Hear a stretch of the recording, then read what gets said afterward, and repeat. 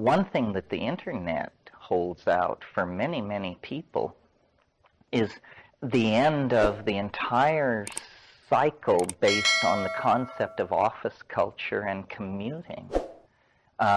Most people who work in offices don't need to go to the office now.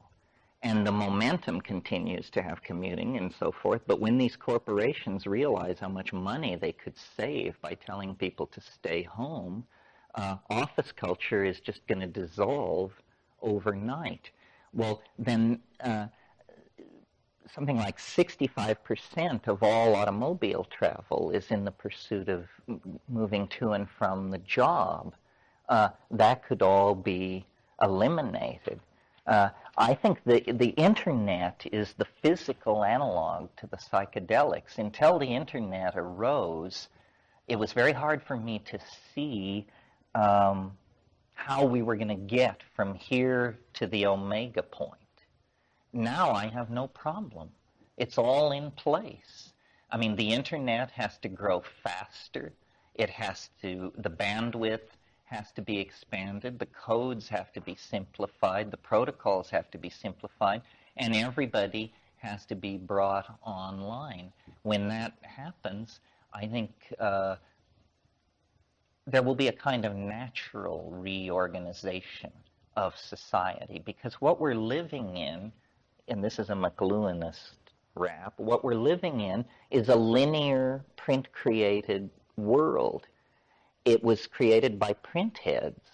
They couldn't help themselves. They thought they were normal human beings, but they were very, very dramatically distorted by their relationship to typography. And they created this kind of world. Well, now we're moving into the era of electronic culture. And all kinds of phenomenon associated with the old way of doing things are going to disappear. For example, a quality of print culture was the phenomenon called mass media. Mass media is finished. It doesn't make any sense anymore. Mass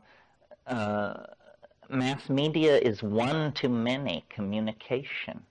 And what the internet offers is any-to-any communication.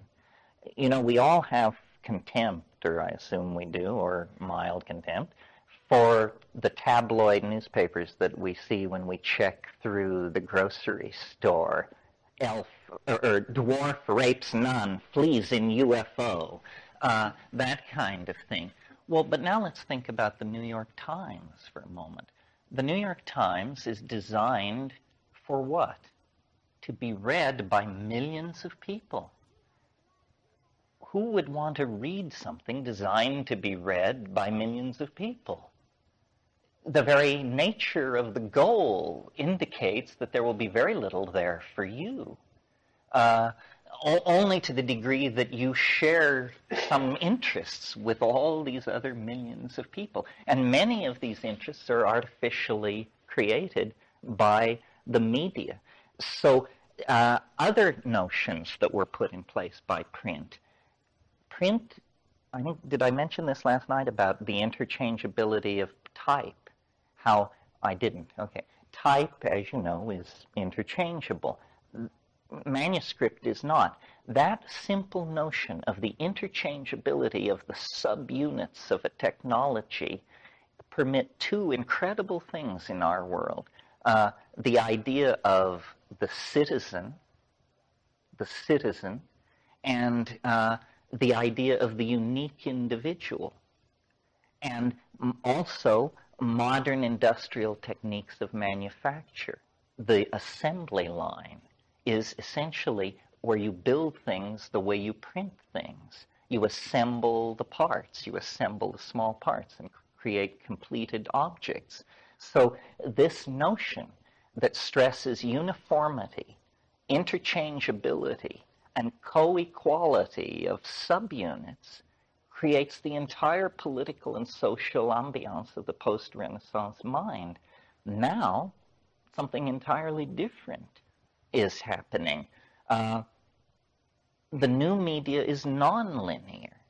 It doesn't require lockstep acquiescence in a model of behavior. That's why fringe elements, which were kept very much at the fringe through the reign of print, have in the 20th century broken out and managed to set the agenda of much of society. So things like surrealism, jazz, ethnic consciousness, homosexuality, different styles of dissent have in the 20th century all gained a great deal more prominence as the print culture gave way to the electronic culture.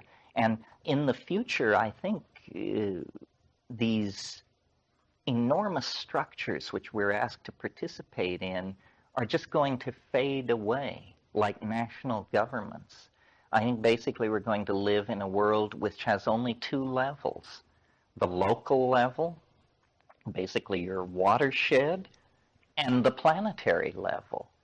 And the systems of control that lie between those two levels will be very thin and invisible. A tremendous leveling of information takes place. The print game is a game of privilege. Information confers power, and if you have it, you hold it. The electronic game is a game where all information is equally accessible and shareable, and it creates a different and more egalitarian information field.